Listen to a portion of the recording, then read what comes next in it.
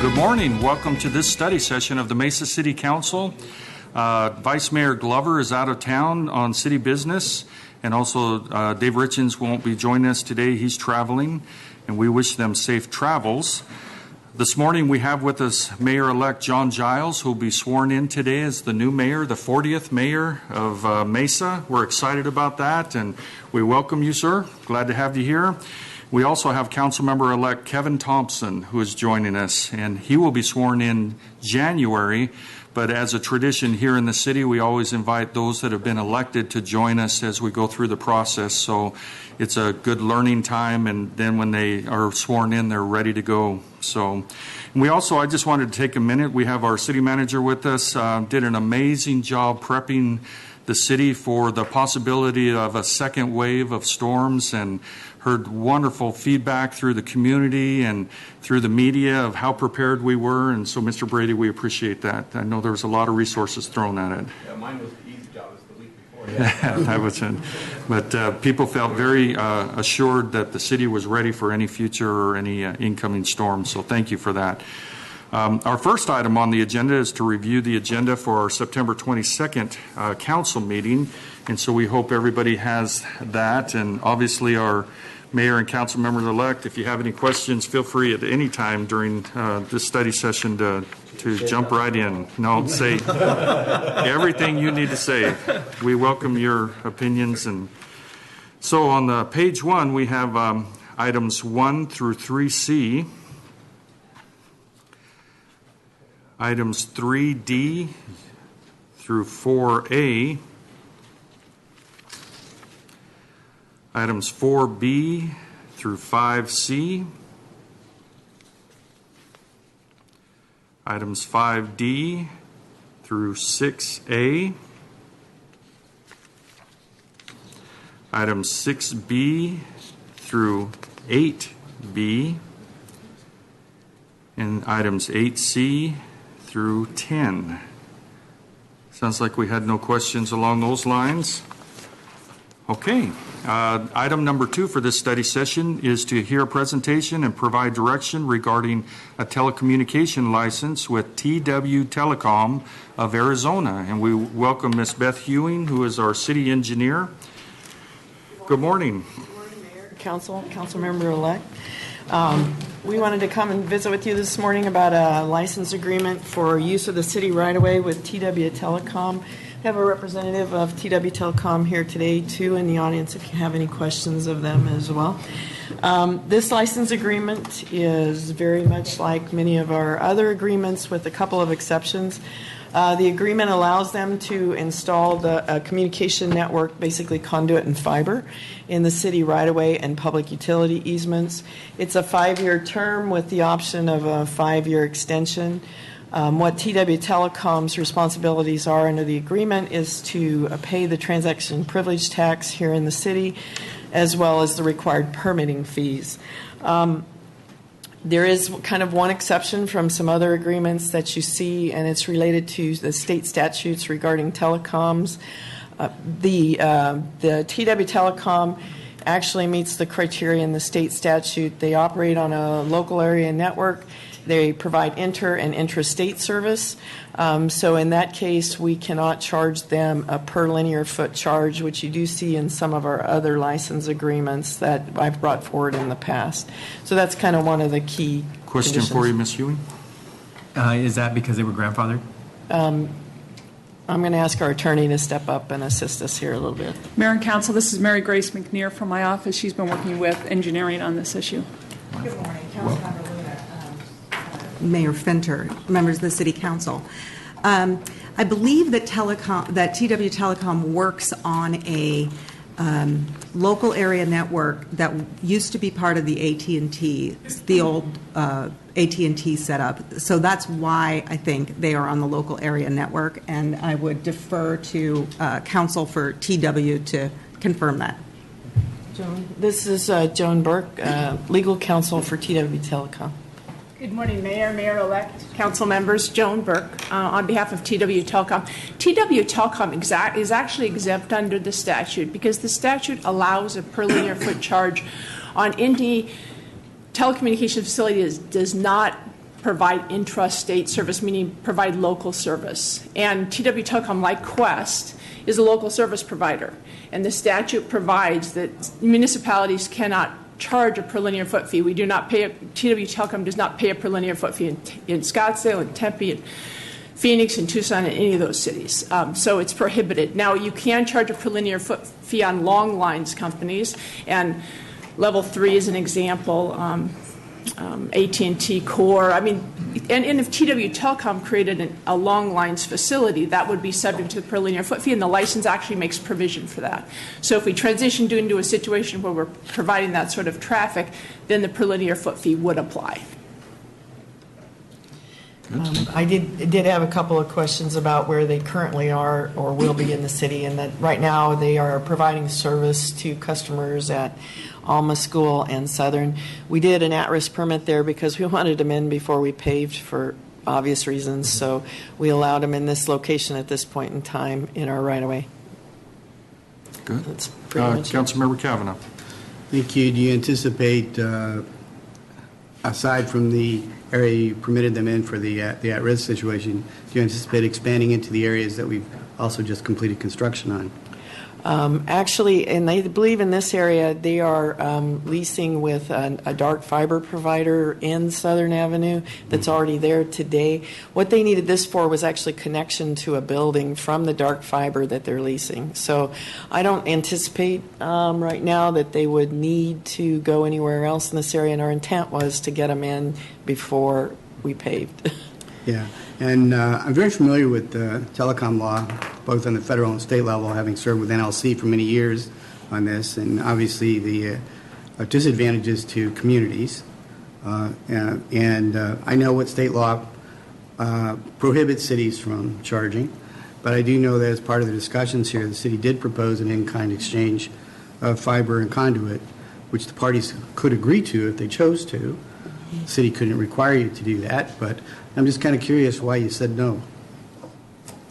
John? Councilman Kavanaugh, I'm not familiar with the specifics of any in-kind discussion. However, and I'm not sure there was a expressed no said. The statute does prohibit a city from requiring in-kind in exchange for a license. In fact, the statute is very specific. It says a municipality must grant a license, within a reasonable amount of time. I would say that TW Telecom has worked with cities frequently where they need fiber or need conduit, and outside of the context of a license, works very amicably with municipalities to make arrangements going both ways. So I don't, and I would, I guess, defer to Ms. Greco or Ms. McNear regarding specific discussions about specific in-kind, because I don't think, we wanted to get in and be able to provide service to businesses in the city of Mesa because they're clamoring for service. And the city of Mesa has been wonderful in expediting in working with us on the license. Yeah, and that's exactly the reason why I'm asking the question. The city went the extra mile to help your company out, to help your customers out. And at least from my perspective, state law doesn't prohibit your company from agreeing to a term like that as part of a contractual arrangement. And so I guess I'm just disappointed that that I didn't see that. And so just from my own perspective, I have reservations about moving forward with this, but I'm only one vote. I know what state law says. The telecom industry attorneys crafted the legislation very well and pushed it through the legislature because that's what the legislature does to cities. So that's where my position is. Thank you. Okay, thank you, Mr. Kavanaugh. Others so far? Any comments? Mayor? Oh, yes, please. Excuse me. There was an email exchange actually between you and me about the in-kind exchange, and I was told that the state statute doesn't allow it for TW and that they wouldn't accept it in the license. Okay. So thanks for that clarification. So looks like they're seeking direction, so you're giving us a Yes, good we are. We would like to add overview. it to the agenda for Monday for council agenda. Okay. 22nd. I believe. Did you have additional items or coverage that you wanted That's to do? it. Thank you very much. How about council members? Any other questions? So we have the question, why are we here? So if we give them the direction at this point, then I presume it'll be added to the upcoming agenda. Yes, sir. Well, state law requires us to get their license, and state law prohibits us from negotiating the deal. Why am I here? It's just rhetorical. Wasting my time. Okay. So we have those feedback. Any others? Okay, so I guess we need to give direction. From my perspective, with the constraints that we're operating under, I would suggest that we put it on the agenda for a future council meeting. I know there's been some concerns. Others that want to give staff feedback for. Just don't put it on consent. Okay, so it won't be on consent. We're clear on that one. Council members, are you good with them putting it on the agenda for the upcoming? Others? All good? Okay. Then we'll thank you for the presentation. We'll go ahead and put that on a future agenda off consent. Thank you. Wonderful. Thank you for taking the time to be here today, and we appreciate it. And I'm sure there's an opportunity for TW to maybe reach out, visit with the council member and others, and try and look at what's developing here before the meeting. So, if you would like to take that opportunity. Thank you, Mayor. Thank you. Okay. Thanks for that presentation. The next item is item 3, and Ms. Ewing, while you're up here, anybody have any concerns or questions on job order contracting projects? Mayor. Yes, Councilmember Kavanaugh. I don't think I've asked a question on the job order contracting so far this year, but it is the first one. But I have a question. These are traffic signals, and maybe Linear and staff can help. If with these 2 signals that you're looking at installing, would this give us the opportunity to manage, in terms of managing traffic flow from baseball games, to give the opportunity for the traffic to go east after leaving a game to go shop at Riverview rather than Tempe Marketplace? Mayor Finter, Councilmember Kavanaugh, the signals aren't related to that, but going forward, the one driveway, farthest west driveway, where last year when the traffic, exiting traffic got heavy, was all routed to the west. The people using that driveway will be able to go east or west. The other 2 driveways, the traffic is split east or west depending on which lane they get into leaving the ballpark. We're actually just starting revising the plan because the hotel site is going to make a change, plus the fact we now have nice grass, multi-use fields that last year was dirt or mud, depending on the particular game. We're expecting some traffic patterns, but yes, traffic coming out onto Rio will be able to go either direction. Thank you. Thank you, Mayor. Good. Thank you. Mr. Brady, anything? No, and I was just going to say, also, I think what this does for our public safety personnel, before they had to control these intersections, so I think it makes it a lot safer for them also to be able to use the traffic signals instead. So Good. And these are the challenges we like to have, massive amounts of people coming into Mesa for events. So, good. And so that question's answered. Any other questions on job order contracting? Yes, If I could please. add, it's not just spring training too, but as we see more development, we see the hotel activity on the site pick up. It's a day-to-day benefit because there is a lot of traffic on Rio. Right. Yeah. Very good. Thank you, sir. Okay, our next item is acknowledge of minutes of various boards and committees. Do we have a motion? A motion by Councilmember Summers, seconded by Councilmember Luna. All in favor, please say aye. Aye. Thank you. Any opposed? That was aye for me. It sounds like it's unanimous. Thank you for. can't all be when you see on that. Very good. Item 5 is to hear reports on meetings or conferences attended. Councilmember Kavanaugh. Thank you, Mayor. This must be my day to talk, the shortest meeting of the year. Yesterday, we had a meeting of the Fiesta District stakeholders, and which is a group that has been meeting on an irregular basis since 2003. And it consists of property owners, businesses, developers in the Fiesta District area. And I want to thank the Mayor for coming to brief the group on his efforts working with the Grace family and Fiesta Village. I want to thank Mesa Community College for giving a detailed presentation on all the construction projects going on their facility, including their new Performing Arts Center, which will have its grand opening on October 24th. And then finally, our own staff, engineering and our consultants did a great presentation on the status of the 3 different phases that are all being worked on at once, I think, for the streetscape there. A lot of exciting additions to the construction will be happening over the next couple of weeks. And I think the staff's done a very good job of alerting area residents about the closure this weekend of the intersection at Alma School and Southern, and reopening on Monday morning. So kudos to Beth, you and your staff and consultants. Thank you. Wonderful. Thank you. Others? Yes, Councilmember Summers. Thank you, Mayor. This past weekend, Mesa and Tempe co-hosted the Public Safety and Crime Prevention Committee from the National League of Cities. During their visit, we discussed a number of issues, including the criminal justice system and behavioral health, and how it and the behavioral health courts as well as veterans courts. We also had special thanks to a few people. Mary Camelli came out and did a presentation on Mesa's TRV program. Had a lot of interest in that program from members of the committee. Actually, we had that at a dinner I helped host over at the Hall of Flame Firefighting Museum. I've never seen grown-ups act like such children before. That was rather interesting. They enjoyed it thoroughly.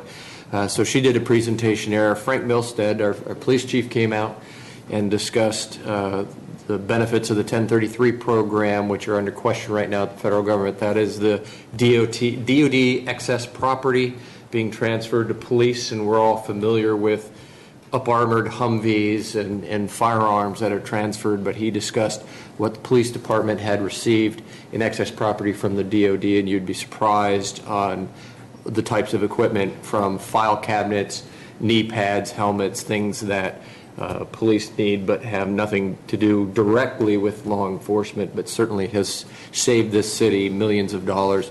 It's something that we're discussing. I'm discussing with Congressman Salmon here this afternoon as well. So special thanks to everybody who was involved in the process, and we thank you very much. Wonderful. Thank you, Councilmember. Others, Councilmember Luna. Last Friday, I attended the Mesa Arts Center season kickoff festival over at the Mesa Arts Center. It was very well attended. There was thousands and thousands of people there. So it should be a real exciting season for the Mesa Arts Center. So I encourage all of you to buy tickets and to attend the wonderful events over at the Mesa Arts Center. Wonderful. Thank you. Okay, scheduling of meetings. Thank you, Mayor. Just a reminder, this evening, we invite everyone to join us at the Piper Theater for the swearing-in ceremony for Mayor-elect John Giles. The doors will open at 5:30, and the event starts at 6 p.m. And our next council meeting will be Monday, September 22nd. Very nice. Thank you. Okay. Just like to take a minute here before we adjourn. This is truly the last meeting that we will have Councilmember Benelli with us, and took the opportunity at our last regularly scheduled city council meeting to express appreciation, but I wanted to do that here also to thank her for being a part of the city over these last 6 months with all the challenges, all the great things that are happening. We wanted to present to you this wonderful vase, or vase, as you, depending on what side of town you live on.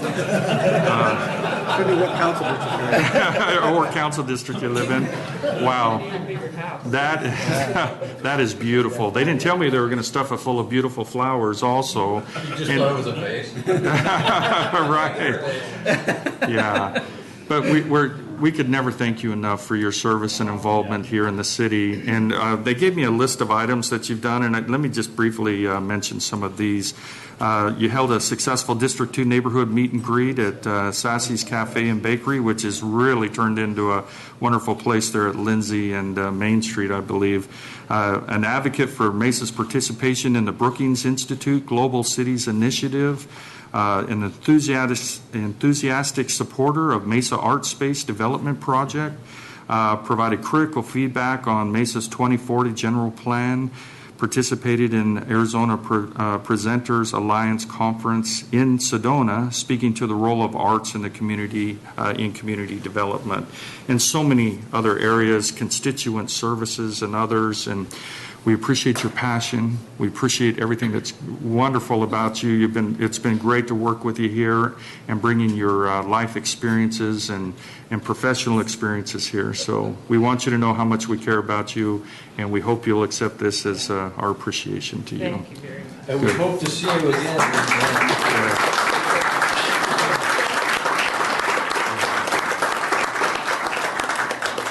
Councilmember Kavanaugh. I'd like to exercise a point of personal privilege, being the council member pro tem, I guess, the old guy. On behalf of the council members, we'd like to commend and salute you for 6 months of really inspired leadership through some very challenging times. Your work in economic development is going to pay great dividends for the community. Quiet leadership style, but very effective. And it was nowhere better exemplified than last week during the challenges we had with the flooding. You were out there with both our staff, with residents.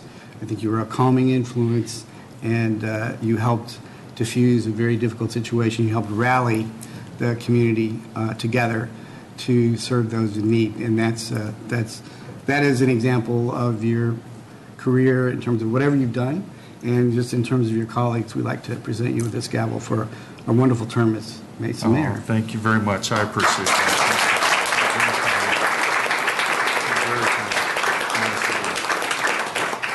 Thank you. With that, we'll take a motion for adjournment. All in favor, please say aye. Aye. Thank you. Good. We're adjourned.